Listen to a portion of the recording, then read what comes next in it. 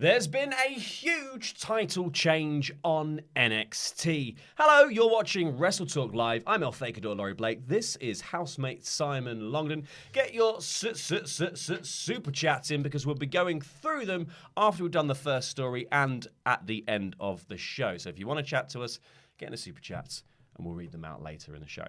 But first, let's jump back into the first story that there was a huge title change on this week's edition of NXT. The kind of premise of this show was that it was a bit of a holiday gift to all of us viewers in the fact that they booked Adam Cole versus Finn Balor for the NXT Championship and Rhea Ripley versus Shayna Baszler for the NXT Women's Championship. Yeah. The women closed the show in the main event with Rhea eventually picking up the win over Shayna Baszler and becoming the new NXT Women's Champion. Has anyone had a better sort of debut year than Rhea Ripley? Not from the women's side, I don't think. No. She's had it's been both meteoric and organic. Yeah. And not just a straight shot, quick thing either. So it's been really well timed, really well spaced out. She's not just had the boost of being the new, fresh, sort of interesting face. She's also had genuine narrative and genuine storylines and relationships with 6, 7 different wrestlers, and I think and not even historically playing off her other her NXT UK side of things. No, all relationships with Tony Storm or someone and going, they've got tension. She has been part of Dakota Kai. She's been part of Io Shirai's story. When you sort of look back now, she has been the centerpiece of all of this now for a long time, and added to that, and I think it's well worth pointing out, Baszler, I think, has so far been the best NXT Women's Champion of all time. She's incredible, and this second run has been unbelievable. Everything she's done, she's been getting better. First of all, better and better. She's hit her stride. She's really hit her stride. Nailed it now. Character is perfect. The horsewoman thing is actually really starting to make sense now. They've been getting their own sort of momentum as her sort of attack dogs. I just think the whole thing, her whole run alongside Shayna's run, essentially, has just been brilliant and well deserved. And this sort of closing of the show really felt like a really big moment. I was saying in the review that I recorded earlier, which you won't have seen yet because I don't actually. It's gone out, so you might have seen it. I think what's been brilliant about Ripley's appearance on NXT was I feel like she was kind of chucked into the mix just before NXT, the 1 hour show that was on WWE Network closed its doors really, and they went live on USA with a new 2 hour format, which really kind of felt like almost a soft reset of what was kind of the status quo within NXT.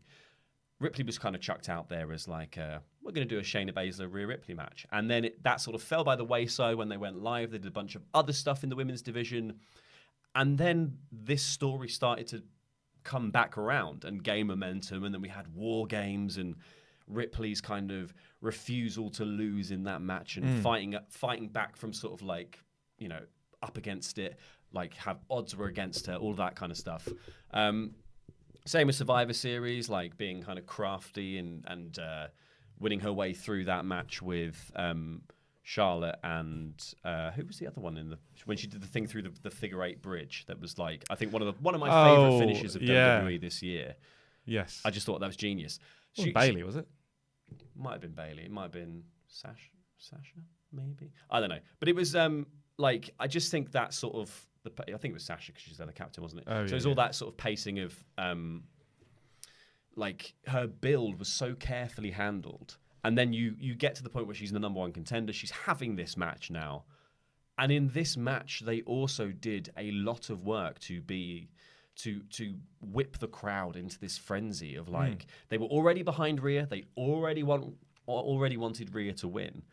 And they still pulled out every single wrestling stop that you could imagine to be she's not going to, she's not going to, she's not going to, she's not going to. Oh my God, she has. Because there was interference from Duke and Shafir. They run down and get involved in the match. Then in a break, they bump her already injured arm, which she got stomped onto she got stomped on the steps by Baszler. They run that into the posts, leaving her sort of a bit injured. They get ejected. There's a ref bump. Baszler cheats and gets a weapon and DDTs her onto a chair. She gets a visual, Rhea Ripley gets a visual pin while the ref's down after hitting the riptide. So she gets like a long 3 count. So these are all the kind of classic, yeah. You do like a couple of these a match, maybe. They just did every single one you can imagine. They did the really long refusal to give up in a submission spot where she got out of it 3 or 4 times. But also, and this is credit to the way they built it, she already showed that she might do that when she got attacked before. So this was kind of like repeating that spot now, but for much longer. So it's like, not only was this match, pulling out all the stops, you say, just within its own context, but was also referencing things that mattered and, that were all about, not just mattered in just terms of the title picture, who won this, who won that, but character things that they've been building into backstage attacks and promos and everything. It's interesting. It's all kind of built around character, as much as anything. And to have her she's so intimidating looking, but still managed to play the underdog compared to Shayna, which I think is much credit to Shayna as anything else. But, she had that real underdog spirit, and it really felt like that big blowout moment when she actually won almost felt like when Bayley won and the crowd just exploded like that. It had that same, maybe not quite to that level, but it had a similar feel, like a euphoric feel to it. It was very cool. And I think you're completely right that they've managed to do that with somebody who previously people were chanting, Rhea's going to kill you. Yeah. For Bayley was always the underdog. Bayley was always going to be in that position. It was always going to be a euphoric moment where Bayley overcame the odds and beat Sasha Banks.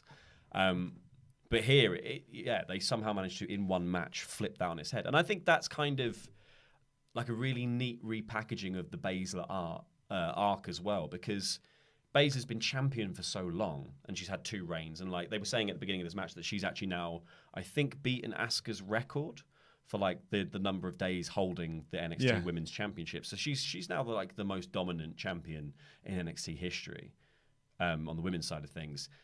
So we've seen Baszler use every single trick in the book to retain that belt, whether that's being really good at wrestling, cheating, and anything in between that sort of spectrum. She's done it all. And here, this really did feel like Baszler emptying her entire arsenal of tricks and cheat codes or whatever she wanted to do to win this match.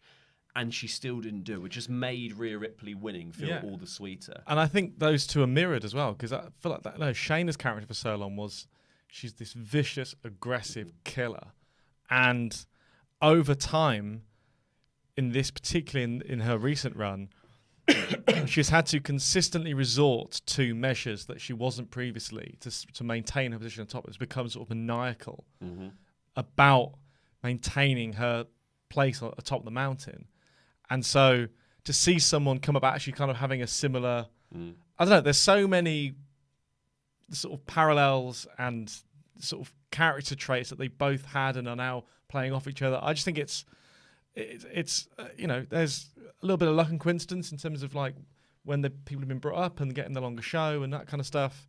But they've made so much of this, both in booking and through their matches and their performances as well. And they've also kept them apart for ages. Yeah.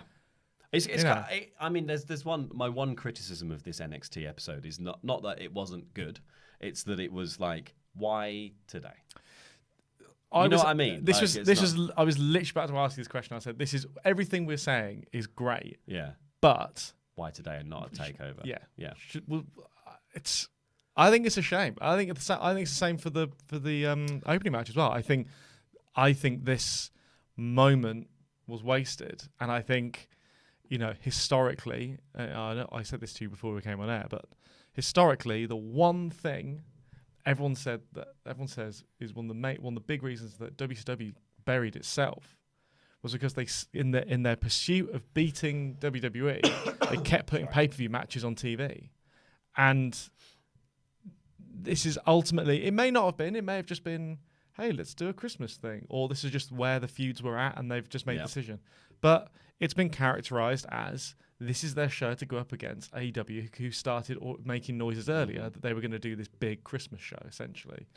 And I think it was ultimately a mistake. Yeah. Well, I guess it's one of those things because you don't necessarily know what their designs are on Shayna Baszler. I feel like the designs for Shayna Baszler are the main roster is a beckoning after her already winning the Survivor Series match, beating the other two champions. All the rumours flying around that she's going to be in the Rumble, that she might even be winning the Rumble to set up a match with Becky. But then obviously Stephanie McMahon confirmed that Ronda Rousey is coming back at some point. They don't know when. But if Ronda Rousey's coming back at the Rumble, you want to start hotting up that horsewomen versus horsewomen feud at some point, don't you? And so Shayna Baszler is a critical component of that. So maybe moving her on now is a good way to, one, bump the ratings, beat AEW when, like, what was it, last week? The views were the exact same. So, like, they've already narrowed the gap. And obviously last week was a bad week, I think, for both shows in general. I think they were both down slightly because there was something else on. But, like, they've kind of narrowed the gap when AEW were, like, racing ahead.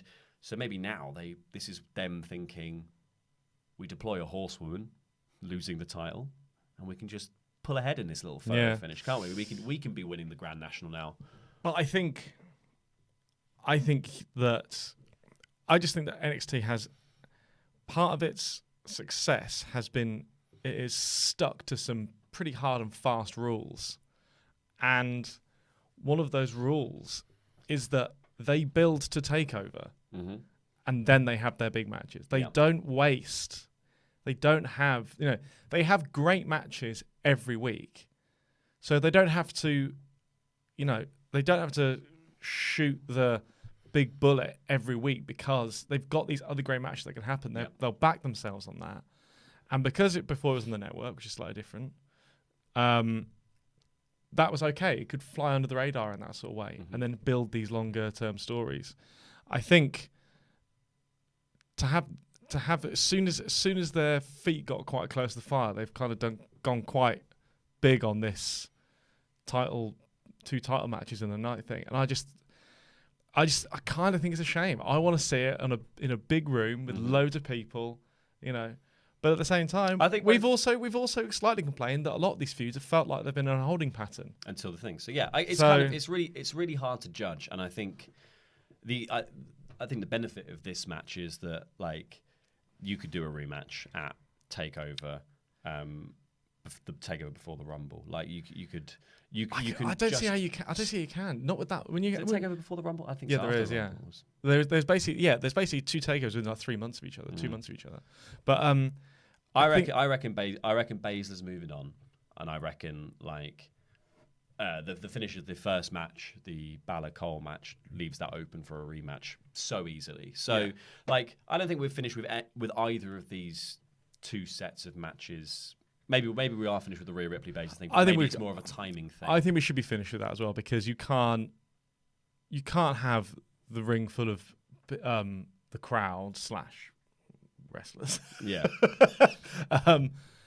And make that such a big thing and design that to happen to make it feel that big and then just run it back.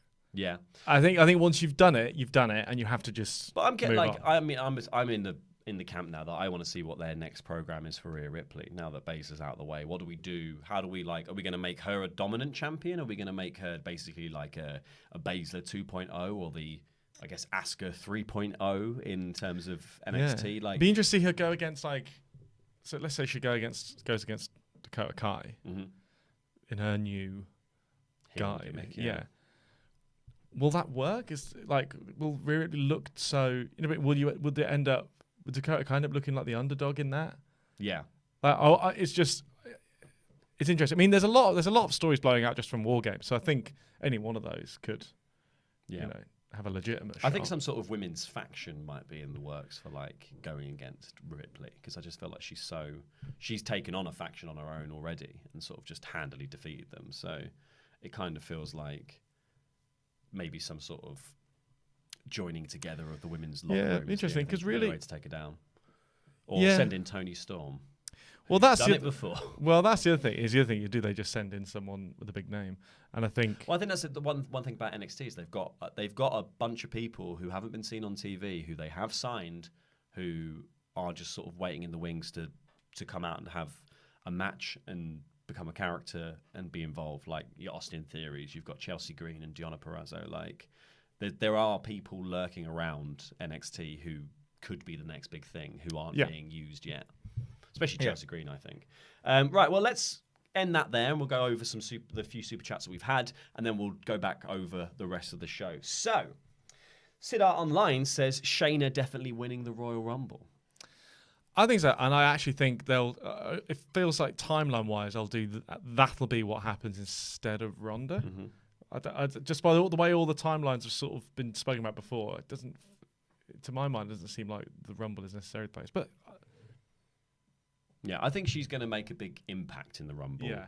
I wouldn't necessarily say she's going to win it, just because I think someone bigger might be coming back. So you think Ronda is coming back? I think Ronda's probably coming back. Like, if you wanted my opinion of who should win the Rumble, I think Rhea Ripley should win the Rumble. But no, I think Shayna should Rhea win the Ripley Rumble. should win everything now. I think Shayna should win the Rumble. I'm skeptical as whether it will be Ronda who comes, whether she comes back for the Rumble though. Mm-hmm. I'm just trying to figure out what the timeline is ahead of when because she says a lot of stuff. Yeah, she does. So yeah.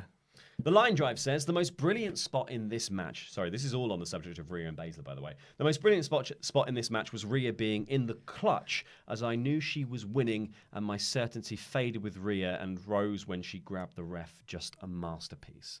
I thought that was really brilliantly done, because it was kind of every single submission spot rolled into one. Yeah.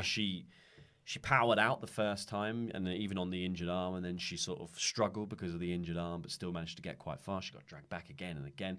She faded once, she came back, she faded again, and then grabbed the referee. It's like, you can't count me out of this. And I loved it. I thought it was so good. And hey, you know what? This is why you build a finisher. You know, we've seen enough people choked out, passing out with that her just having the three with the hand drop, that felt like it could be a legitimate finish. Yeah. So, and that's not just building in the match. That's building that finisher over the course of nearly 2 years. Mm-hmm. You know, that is also what they've done with Baszler as much as anything. And it's a really protected finisher. I think in the sense that, like, if it's locked on, in the center of the ring, you're out. I thought they really made an effort to make the rhythm of this match, particularly at the start. It really felt like an MMA match. And there was a point where, and you know, it's something I always think about whenever I see people doing chokes and stuff. And this is the first time. I mean, I'm sure other people can point out other times it's happened, but Rhea Ripley putting her chin under the arm. Oh, the tuck of the chin was really clever. Well, that is legitimately how you stop being choked in MMA matches all the time. That is what people try and do to give themselves some time. Mm-hmm. And yeah, it was just fascinating to see, like, this is the kind of the first time I've seen it really properly implemented as, like, we were supposed to, it was an intentional thing, we were supposed to see it. Yeah. I thought that was excellent. I think it's a bit of an indictment on, you know, like, I can't believe no one else has really made such a point of that yet. But I thought that was a brilliant bit of storytelling, and like you said, that whole choke spot was incredible. The Line Drive comes back in again and says, I don't think this women's feud could make it to TakeOver after War Games. This was the natural end point now. February's too far off. I think there's always stuff you can do. There's always stuff you can do. There's definitely stuff they could have done. However, I am definitely not against this match happening and how good it was. And I think I think history will probably forget when it happened, why it happened on TV. You'll just go, that was an amazing moment, and that's kind of all you really need for it. Let's go through the rest of the show, which was actually, well, hang on, one's just come in. There's a miscellaneous one for NXT from Total Blurred, who says, love the channel, guys. 100% support AEW, but last night NXT won the night, no doubt in my mind. I haven't seen anything of AEW. I've only read like the review very briefly, but yeah, it did seem like this NXT episode won the night, in the sense that it went out there to do one thing and one thing only, and that was just have really cracking wrestling. And that was, it was, the show opens with Mauro Ranallo describing it as a Christmas gift. We've got these two huge matches. But what he didn't say in that promo was just like, oh, by the way, there's also only matches tonight. Nothing else will happen. Just be like, there's literally, I think there was like one storyline angle. Two, like there was Dakota Kai did a promo very quickly, and that's a storyline angle, and then Johnny. And those are the only things that sort of really did too much of a story, that no one really spoke about anything. Like a couple of matches were made, but they weren't like made because people did something. They were just made in a sort of, they were announced for next week. This was just all out wrestling. And I think like as kind of we're winding up for Christmas, everyone's probably going to take a break. Stories are going to feel a little bit like stretched if they're sort of pre-recorded and then played out, or whatever they're doing, whatever their plans are over Christmas. This just felt like a sort of a really nice way to go, like, oh yeah, NXT is also just the wrestling show. Yeah. So the show opens actually with Finn Balor versus Adam Cole. The whole kind of story of this match was quite early on. Adam Cole catches Balor in the knee with a super kick on the apron. And then from that point, every time Balor tries to get kind of going on his offense, his knee gives out, or Cole goes back to the well of like hitting it with a sort of drop kick or anything like that. I liked that because it managed to make, weirdly, I think that this was kind of an NXT that had a lot of injury angles in its matches, because there was Rhea's injured arm in her match, and Punishment Martinez comes out with taped up ribs as well. But here, this just did really well to subtly position Balor as the face in this match. Yeah, I did notice that. It was not interesting. Like out and out face, but it was just enough to tip the crowd over into onto his side of like wanting him to win. Yeah, I think there's no doubt, obviously, that Undisputed Era are heels that you like to cheer for. However, they are heels, and they constantly do heelish stuff. Yeah, and they always manage to get heat, when they need to. And Balor is still kind of doing more of a, even though he's sort of had a go at the crowd once, he's still really doing a more of a sort of just cocky guy. It's sort of more of an introspective version of himself, isn't it? It's like the whole sort of my future's my past thing. He's like, well, when I softened up, that's when I started losing and I got treated badly. So I'm not going to be soft anymore, and therefore I'm going to achieve.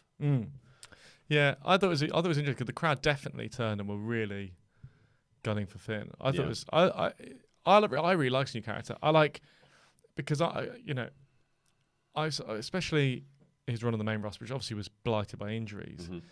But I always felt like he was really struggling to get the quality of match that he's capable of, and don't know why. Then there were a few matches where you kind of hoped that they'd be more than they were, and I just think it's great seeing him working with people. He's really getting some great matches out of them now. And I like, and that I think it's the marriage of like skill level plus storytelling, and I think this match had both those elements of like, there were some really cool just straight up spots, but there was also like working that injured knee was brilliant. Like there was a point early where he goes for the coup de grace and he misses because Cole's moved out of the way, and he buckles, and so Cole just hits the last shot super early, like really early in the story of the match, and then Balor kicks out, and then there's another, like there was then brilliant bits of mirroring where they end up on the outside after Cole goes for a Panama Sunrise off the apron. Balor hits this huge backdrop and then just drop kicks Cole into that same portion of the crowd that he did it to Johnny Gargano that injured him and caused him to be written off. And then that was just slightly before the coup de grace moment, but like, there were just all these little callbacks. There was bits of, I love the fact that Cole, as the king of timing, has become like a thing. Like the idea that his ability to put a super kick into somebody else's move is like a gimmick that he's running with now. So like here he does it when Balor comes in for the big running drop kick and just knocks him out of the air. Like, I really, really enjoyed this. Like, my only criticism of the ending maybe would be like, why didn't Balor just pin him after the coup de grace? Yeah, that's always the problem, isn't it? In a world in which, everyone's character and every fan is a lot smarter than they were before. Faces traditionally are really dumb. Oh yeah. And so it's hard to it's hard to be the really smart, cocky, dumb guy. Yeah, because he fires back with this huge clothesline, sends Cole through a loop, hits the drop kick, hits the coup de grace, picks him up, and he's like, "Well, now here's the 1916." Which I'm interested. I feel like that is his finish now, right? Yeah, I guess that is. I feel like he's switched from the coup de grace his main finish to And so I guess that's maybe it, that he's decided that that's his finisher. That's how he wants to put Adam Cole away. But Johnny Gargano appears on the ramp and distracts for a second. I thought this was a bit awkwardly filmed because Balor's like looking for ages, and the commentators are going like, "What's happening? What's happening?" And then we get a shot of Johnny sort of in the background, but we never really got like a close up, or maybe they should have just played Johnny's music to distract him. I don't know what they should have done to make it feel a bit more TV'd. Like they should have filmed it more, and more like it was like a deliberate interruption rather than just him sort of sauntering out. It's also slightly difficult in that because it was an NXT title match. You kind of think, come on, that should be more important than a feud that your character thinks is sort of done. You think you've done him. Yeah. You think you're done. Gone, yeah. You think you're done with him. So yeah, it was slightly awkward. But I mean, if I had to, my only real complaint about it was that it was just the predictability of it made it slightly less satisfying than it could have been. It would be because it would have been more interesting had someone like Keith Lee cause the interruption, or because Keith basically had the match won last week when he hits the Spirit Bomb, and then it's Balor doing a coup de grace that kind of steals. It would have been interesting to see Gargano almost try to distract Balor and then have Gargano cut off by someone else. Someone who was trying not to get their spot taken, If it was Ciampa or Keith Lee or Dijakovic, whatever, one of those guys, just blindsided him as a kind of, you don't get to walk back in here and be involved in this.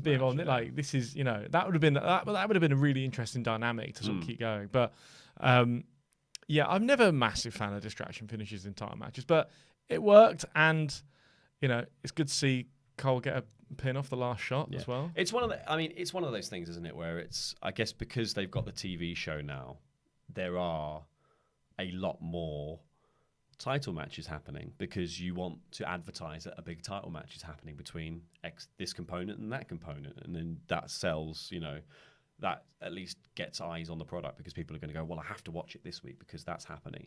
But then that does mean that the number of distraction finishes or schmozzes or whatever it is has gone up drastically on NXT. I'm not massively against it because the matches are good, and as a wrestling fan, you kind of know that's par for the course. It is just a shame to watch. Like, I feel like NXT before, there was an element of surprise because they could just kind of do what they wanted because of I think basically the fact that nobody was really watching the TV show. So they would try different things and they would do title changes every so often. But really, you just sort of knew that the story was going to have twists and turns, but the end point was kind of fixed. Here, it just feels like they're just always going to be distraction, because we have to keep accidentally booking ourselves into corners because we're trying to get people to watch the TV show. I wasn't. I mean, we're sat here, we're picking at it a bit, but actually, worth saying that it was all really good to great. Oh yeah. And it's just. Yeah, I'm just not that big of a fan of doing that sort of distraction finish for a title match. I wonder if there's another way of doing it. Whether it's, the classic, the match happens, as Balor's going towards the ramp, that's when Johnny comes out. Also, I don't know, like you said, all the music just hits. Yeah. I don't know. They feel like there were other options available. An attack might have been better than a distraction. I think something like that's a bit more fiery and a bit more drama. But I still liked once the finish, because it was Johnny distracts, Cole low blows, hits the last shot. So that rematch is very much still on the table between Balor and Cole, because Balor can go, look, 1, distraction, 2, he cheated. I am shooing for a rematch here. So we can get this visual pin going, and Adam Cole can get out of the way, and the match can be over. And then Johnny gets in the ring. I liked the fact that when Johnny gets his weapon of choice, because we've had this mirrored spot earlier in the match where Cole is flung into the crowd by Balor's dropkick, Johnny can lean over the barricade that he went through that caused him injury and pull out a chair and then take that into the ring to beat Balor down with. I thought that was really cool. Yeah. I thought once Gargano was there and involved and doing his thing, I mean, you know, it's interesting to see where Gargano's character's going because we saw, you know, obviously like the whole narrative of what Ciampa was unlocking within him was such a big part of that feud. And it feels like we kind of picked up on that again. You know, this was vicious and hard-hitting and, you know, quite, you know, it's sort of tapping into that side of him that we sort of saw before. I think after 2 losses to Adam Cole, like on the trot, that might be the best thing to do with Johnny now is to like let's fire him up again, because maybe Johnny Wrestling, you know, sweet Cleveland boy Jonathan Wrestling isn't going to win championships, isn't going to like really cut the mustard anymore in NXT. Yeah, there's almost an argument to do that he never actually wins it. Yeah, you know, that's, you know, that from, you know, this point on, he had that 1 month or whatever it was, or 2 months. And that's his moment. Yeah. Because you know, I then think, he keeps getting nearly bites the cherry. That's how you make somebody the ultimate underdog, and I think Johnny is, you know, beyond Daniel Bryan and Bayley, not Bayley anymore really, but like beyond those two, he is WWE's ultimate. Yeah. Underdog. Do we think we are just nearing the end of what should be his run on NXT? Are we starting to just... This feels a bit... It feels like, not completely, but this feels like this is all stuff from Gargano we've sort of seen before. Do you think we're just really coming to the end of his run on NXT and actually it's time for him to just move on? I don't know, because also we can't look at it It doesn't work in the same way anymore. It doesn't work like that anymore because it's not a feeder program anymore. It's you know, and Johnny, I don't necessarily think that's true. Is NXT for life as well. Yeah, exactly. So I mean, I don't necessarily think that's true. I just think it's a question I think it's worth asking for any of these guys that have been there at a certain place for a long time. You know, at some point, where do you? Well, I guess that's the sort of like the next. Like 2020 is going to be a really interesting year for NXT as a program, because you've got this established cast of characters that you've spent all of this year building up. You've got your Keith Lees, your Matt Riddles, your Dijakovic. You've got Baszler and Mia Yim and Io Shirai and whoever else. But you still, like I said, have all these people in the back who've been there for ages and haven't got any TV time, haven't had anything to do. And normally what would happen was we would get to WrestleMania and everyone would just move up and move off.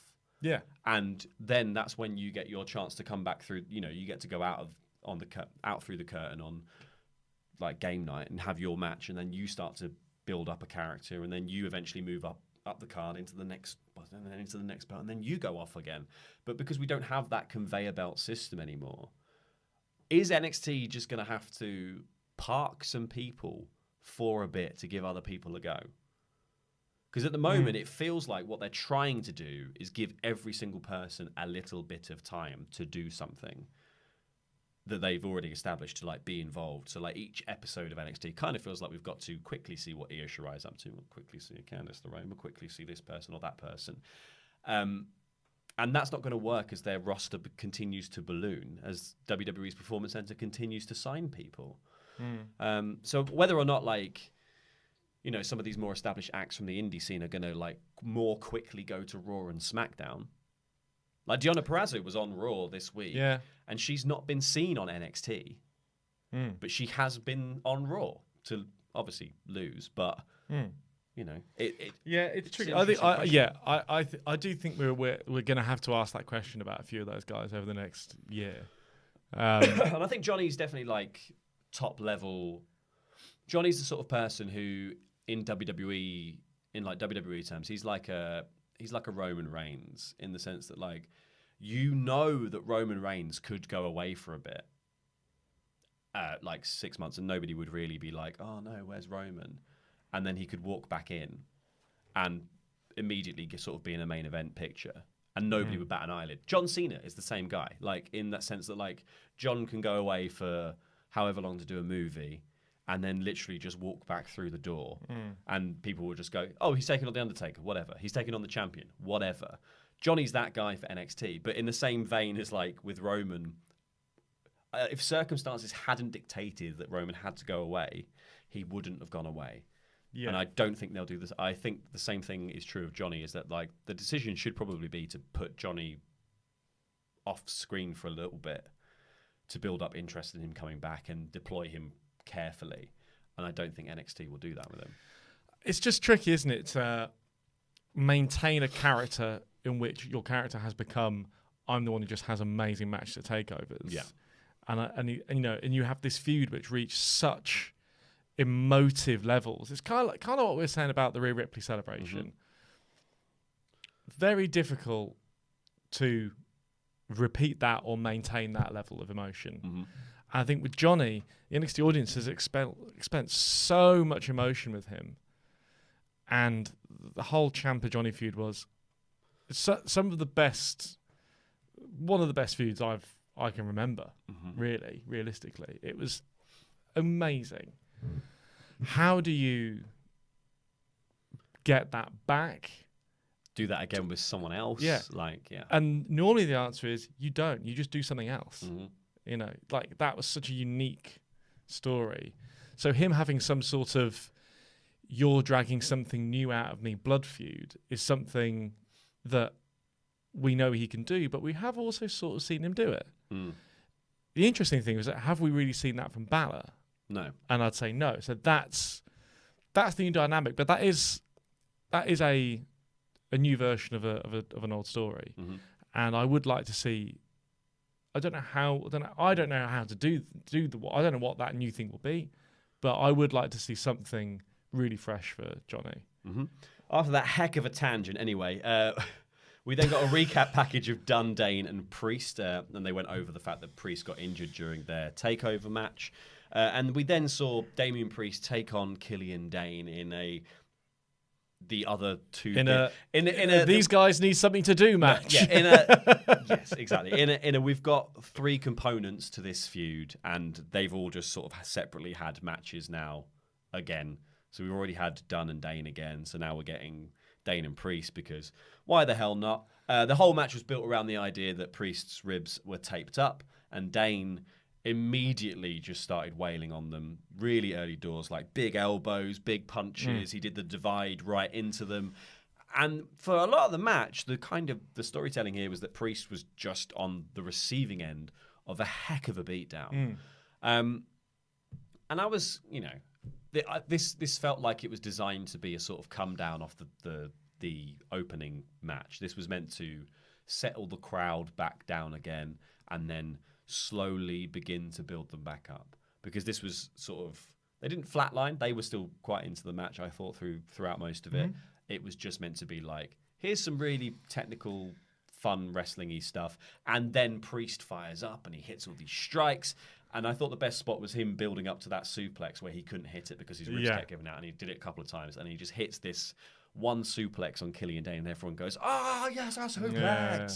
I love it when wrestling matches make what is, to all intents and purposes, the most bog standard move turned into like, this is insane. Like, I can't believe they did a suplex. Yeah, I know. It's great. I really enjoyed this match. Yeah, I really liked it. I think I don't really like. I'm not that invested in this feud between these three, because it's not really for anything, and the attacks and the back and forth haven't really cost anyone anything. I would argue that it's not a feud anymore. I would argue that this is just, I would say the feud culminated at TakeOver. A loose collaboration of people angry at each other. Yeah. It's like a collective thing. It's a vibe. But yeah, that's what I think it is. I just think it happens to be that these guys are all of a certain level on the same card, and now they're just sort of being put in matches because NXT is a little bit, and this is the wider argument about like Undisputed Era having all the gold. NXT is a little bit spinning its wheels with the tag championships and the North American title, because this week we've got Adam Cole doing the NXT Championship. And we've had that story for a little while. So then next week we're going to get Roddy Strong's open challenge for the US title, the North American title. But what realistically this feud, Killian Dane, Pete Dunne, Damien Priest in my head, should have been a North American title feud.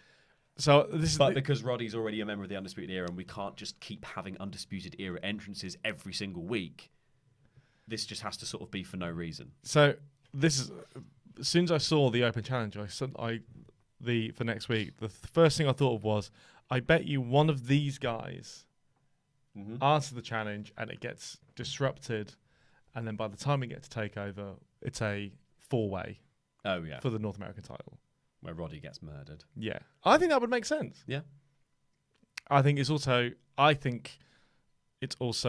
the right way of getting the belt undone. I think Dunne would be a great North American champion. Yeah, I think Dunne would be a great like NXT champion. I know, obviously, whatever belt you want to give the man, but like but like for right now, I think he's perfect for that. Where he sits in the roster, the kind of match he's having, I just think he's sort of If you're not going to build a really big feud around it, because like what was Roddy's last big North American title feud was Velveteen Dream. Yeah, and that was for him winning the belt. That wasn't even for him like he's not really had anything. He's not had a lot to do. No, since he won the belt. So it's time to sort of start. They've been unlucky with injuries as well, I suppose. Yeah, but it's time to start building some characters up ready to be on the takeover level for these belts. Well, this thing, all that new crop of guys, Riddle, Lee, Dijakovic, they're clearly circling the main belt. Yeah. So they've sort of skipped a rung, and now there's a bit of a no man's land, a vacuum. Yeah. And I feel like those three guys are the perfect salve for that. Yeah, so this match ends anyway with Dane goes for a big Vader bomb, hits the knees of Damien Priest, who then pops up and hits the Reckoning, and he gets the 1, 2, 3. So I think this was sort of positioning Damien Priest slightly higher up the card, maybe because he's going to answer the open challenge next week. This was just a sort of remember Damien Priest, because he's going to be involved in something important down the line. We then saw Kushida and Cameron Grimes working out separately backstage, getting ready for their match over a hat. We then got the announcement that the Dusty Road Tag Team Classic is coming back next year, and the teams are going to be announced on the New Year's Day edition of NXT, because NXT next week is on Christmas Day, and then the week after, as normally happens, but like New Year's Day edition as well. That's quite cool. Yeah, I think it's cool. I'm intrigued to see what main roster tag team just drops down for it. Yeah, I feel like they're going to do that. Well, because I think what I'm hoping for is we're probably going to have Franken teams. There's normally a Franken team in the Dusty Classic. I reckon this year it might be Keith Lee, Dijakovic as a sort of the ones who make it through to the final to have the big takeover match. But I'm interested to see if there's anyone else, like any other tag teams brought down to be in it, or just any other tag teams make a debut to be in it, because at the moment the tag division in NXT is actually a little bit lacking thin, because the Undisputed Era won't be in the Dusty Classic, because normally the champions are the prize. So who we got? Forgotten Sons, Breezango, end of list. I don't like who else is would there they bring in anyone NXT? in from would they bring like Lorcan and thingy back from NXT? Oh yeah, UK Lorcan and Birch. Yeah. There's that. They could bring a few. Maybe they'll bring over like Morgan Webster and Mark Andrews. Maybe they'll bring over the Grizzled Young Vets or someone like that. I always forget. I always remember that it's changed his name. Ilya Dragunov. Oh yeah, that's not his name in NXT. Dragunov, yeah. Is that they've kept his name? Yeah, it's called Ilya. So will they bring those guys up as well? Yeah, I know. There's a lot of. I think there's a lot of like would Imperium be there? There's a lot of things that could happen. So it could be quite an exciting time for NXT. The match between Cameron Grimes and Kushida over the hat. Was perfectly fine. Like Samson, he's nothing without his hat. Yeah, exactly. That's how you beat a Cameron Grimes. Except you don't, because Cameron Grimes won this with a cave in. The stomp is wicked for a start. Oh yeah, it's awesome. I forget, what does he call it? His weird backflippy splash thing. I have no idea what it's called. Every time he does it, I'm still completely baffled as to what that is or how it works. Every time, even in style, I'm just like, what? Yeah. What is happening? It's just two men exploding. There was a great bit in this match where he like sort of him and Kushida sort of collided in the air, and he just turned that into a German suplex. And I was like, he's just doing other moves. When he had him in the German suplex, but he was holding his waist right up here, did the big high angle. Oh my god! These two clearly have chemistry. I just wish it was about more than a hat. Yeah, and also by the way, I told you the hat was a stupid thing. I actually think the hat is getting over. The hat got a pop when he put that. Shouldn't be when he put the hat on. It got a pop. It's bollocks. It's not. It shouldn't be a gimmick. I like the hat. I think it's a fun gimmick. No, it's not a gimmick. It's just no. But that's the thing. It's not a gimmick. It's a hat. I like it, but it's being used as a gimmick. Kushida's stealing the hat and coming out to the ring. It's like this is what in the same vein that Rusev and Bobby Lashley are fighting over Lana. Lana's the hat. Like this is the hat now. It's a MacGuffin fight. Yeah, it's the MacGuffin. I like it. No, I defend it. I think it's fun. I think it's fun. I do think it's quite weird to see Kushida in NXT still. Mm-hmm. Like he is overqualified to be in the lower mid card. Well, like Kushida, in my head, Kushida should have been the cruiserweight champion immediately. Like they should have just given him that when he walked through the door. Especially when they rebranded it as the NXT Cruiserweight Championship. I thought everything they were doing with Kushida before Walter was amazing. And then I loved the Kushida Walter match. I thought it was really great. And I loved the fact that like that was the ramp up of the story as well. It was like Kushida's challenging literally anyone that he can get his hands onto a match. And then like Walter walks through the door and he's like, well, I'll have Walter then. That's fine. I liked it. He obviously had to take the loss because it's Walter. However, he has been, I think, just completely aimless since then. And obviously he's had the injury as well. But like, I think this Cameron Grimes thing feels like a fall from grace in the sense that like before he had a really strong identity as a character. And like without... and also one of those brilliant identities as a character that you can do really good matches without having to be about something. And here, instead of it being about like pride and I want to prove that I'm the best and test myself, it's about a hat. Yeah, but the hat is important. No, it's not. I'm moving us on because the hat is nonsense. We then saw Rhea Ripley working out backstage, and then we've got Io Shirai versus Santana Garrett, who is the favoured jobber of the women's division at the moment, it seems, who's jobbed out to Taynara and a couple of other people as well. She's good. This was fine. I'm not massively into Santana Garrett. I don't like. It's a bit too handstandy for me. It's a bit too gymnastic. It's a bit too like. I know what you mean. It's a bit too like practice gymnastics. There was one spot quite early on where she like grabbed the hand and he tried to slap her. It was all quite. Yeah. I'm definitely gonna slap you. Like it was a bit of a like it had a like. It's making me feel weird. But like, stay on your side of the desk. Sorry, like that was all a bit. Yeah, there was sometimes it was a bit slow or whatever, but I think it's fine. I think Io Shirai's still really over. Again, I think this was. I don't think this is necessarily where you should be deploying Io Shirai. No, I think this was a bit of a filler match, but also Again, I think if in the same breath of me saying that Damien Priest match was a reminder of who Damien Priest is, yes.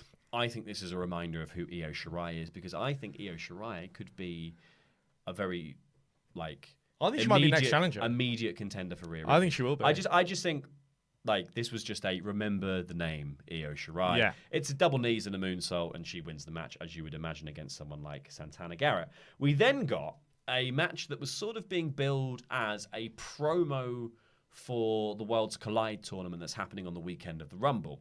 Now, Worlds Collide traditionally is sort of like a multi-brand tournament. We've had iterations of it where it's NXT, NXT UK, 205 Live, but then also iterations where it's all of those and Raw and SmackDown as well. Mm-hmm. This iteration is NXT versus NXT UK. Yeah.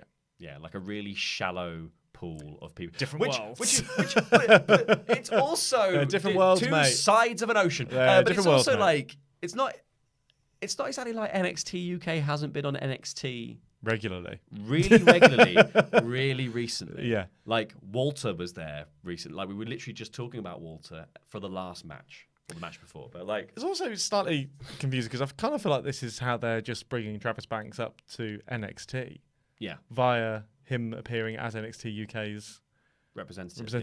So this felt like a sort of roundabout way, and also I like, if all the rumors are going around about 205 Live potentially being cancelled or whatever, like, doesn't look good, does it? They can't even make it into the tournament nobody cares about. Yeah. But and then this match between them was, as you would expect, between two guys who've worked together loads, who know kick each the other hell really out of each well. other. They kick the hell out of each other. It was really good. Travis Banks is awesome. I spent a lot of time being Travis confused about it's NXT UK versus NXT, and I was like, he's done NXT. I know he is NXT now, but in my head I was just like, but he's also But you know what? he was on NXT UK for so long. They never actually explicitly said he had changed. No. And even in this match, they were like questioning where his loyalty was or Yeah. whatever. So maybe that's something they'll do. Yeah. But yeah, I thought it was a really fun match. Yeah, it was really, really good. They beat each other up. Yeah, they work together really well. I think Travis Banks, if he comes to NXT full time, would be an amazing addition to the roster because awesome. he's so good. He's awesome. And I think clearly all the years of doing progress matches together and all that stuff has worked, and these two can just put on an awesome. Can you kick me harder? Probably. Can you kick me harder? Yeah, it's not really about anything, but I'm going to kick you really hard match. One of the cool bits, I love the there was the sunset flip bomb, but Pete Dunne just backflips off the apron and runs in with this huge enziguri, and then they sort of tried to counter each other's finishes for a bit. Thought that was really awesome. The finish was was it a massive X-plex that he did? Yes, it was. He did like a super, like an avalanche X-plex basically, and then he kicks him really hard in the head, and then just does the bitter end. Yeah, I think you should have just pinned him after kicking him really hard in the head. I'd love that to be somebody's actual finisher. The reversal that Banks got for the bitter end halfway through the match, kind of thought that was a really good false finish. I thought because it really felt like he'd got his offense in, then he got cut off, bitter end. Okay, this is where he loses, and then he just flipped it into that DDT, and then got it was really well paced match. I loved it. I thought it was great. Yeah, I'd love to see the two of them work together more. I'd love to see it not framed as by the way, there's this tournament you don't care about. I would just like to see them sort of given more time and a much bigger platform. So the last thing before we got Rhea Ripley versus Shayna Baszler, or a couple of little items to pick up afterwards as well. But we got Dakota Kai backstage with Kathy Kelly. Dakota Kai said that, I'm quite annoyed because Mia Yim put me through a couple of tables and I've got some staples in my back and that is annoying. But the thing to remember is I did beat Mia Yim, which I think is a very important point to remember. And she says, I want the NXT women's title. Yeah. After that. So there's a few, I think, if Io Shirai is being positioned earlier in this show as a potential contender, Dakota Kai is positioning herself as a potential contender. I think that story is more interesting because Dakota tried to cost Rhea the War Games match. It would be more interesting were it sort of more established that Tegan Nox and Rhea Ripley were friends, or if it had cost Rhea the match in the first place. There's a lot to it there that could be really interesting were they to do it. And even also, Dakota Kai and Io Shirai could have something where Dakota can be kind of going, I put this on a platter. Yeah. And they still, that's your fault. Just somehow blame Io. I think there's, like you said, there's a lot they could do now. We then got the announcement that Roddy Strong was going to have a North American Championship Open Challenge on Christmas Day, and we're also going to get Lio Rush and Keith Lee versus Damien Priest and Tony Nese. I like Tony Nese being in this. Yep. He's, again, one of those guys who you can throw into these things because what he's going to bring. And I would like to kind of see him experiment a bit more with his character as well.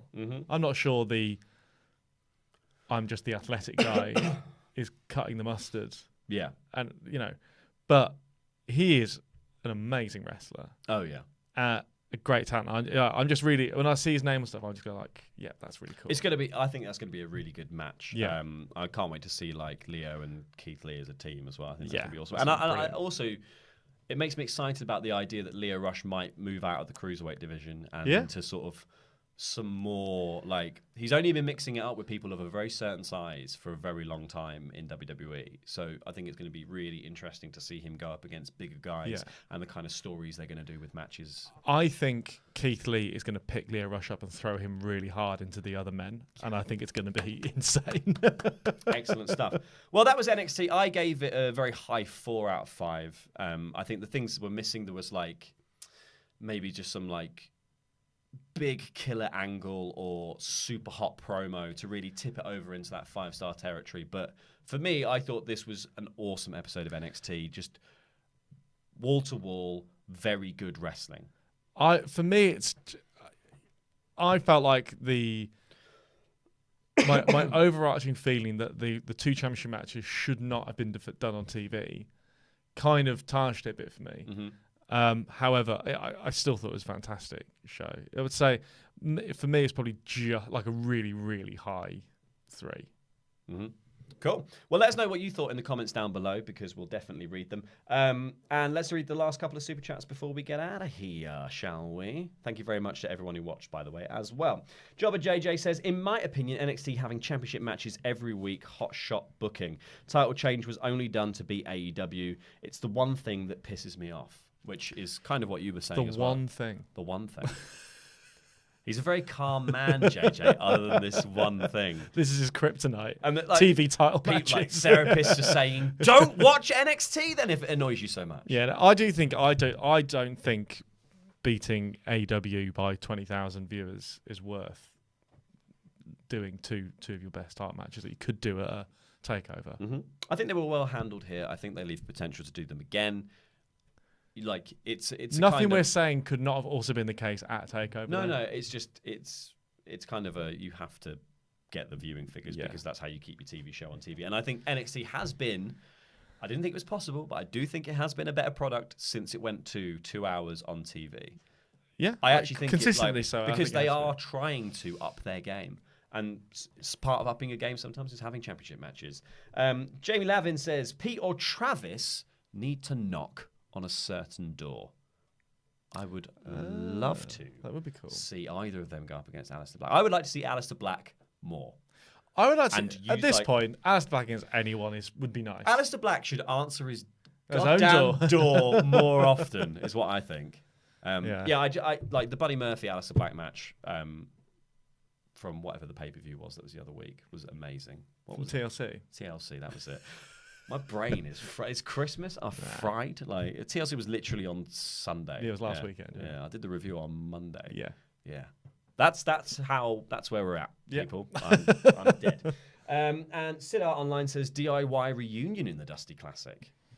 I don't want to see it. Do you not? No, because we saw it on Raw pointlessly, so I'm sort of over it now. Oh, that's mean. They ruined it. They didn't ruin it. On WWE Miscellaneous, Dina Cisse says, what do you guys think? What's that, the bump? Dina Cisse says, what do you guys think of Lee and Dijakovic possibly being in the Elimination Chamber? I'd like to see it. I'd like if NXT did its own Elimination Chamber match, or whether it was... I don't know. I don't really want the NXT... I don't want the Elimination Chamber match to be about brand supremacy. I want it to be like... I liked last year's one with Kofi in it and it being mostly about the story of Kofi and Bryan. And that, I like it when it's sort of centered or it's got like an overarching plot. I don't like it just being like, it's for brand supremacy, so there's 2 of you and 2 of you and 2 of you, or however you structure those matches. Although the Survivor Series matches were really fun. Yeah. But because I think they've got that kind of Rumble vibe of just like, here's a load of people doing a load of spots. Let's see what silly stuff happens. It's kind of house showy in that way. Yeah, there's a lot of guys who I think on the NXT roster who would be amazing in that sort of match. But I don't think it's going to happen anytime soon. And finally, on WrestleTalk Miscellaneous, Sean just says, keep up the good work, lads, Laurie and Simon. You know what? No, I won't. I'm going to start doing bad work. There we go. So thank you very much for watching. That is all we have time for. Thank you also to our lovely mods for sorting out all of the super chats for us.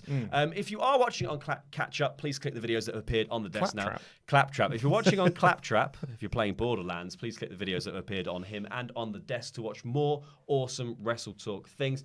I have been El Fagador Laurie Blake. This has been housemate Simon Longdon. And that was NXT. I think it's this button.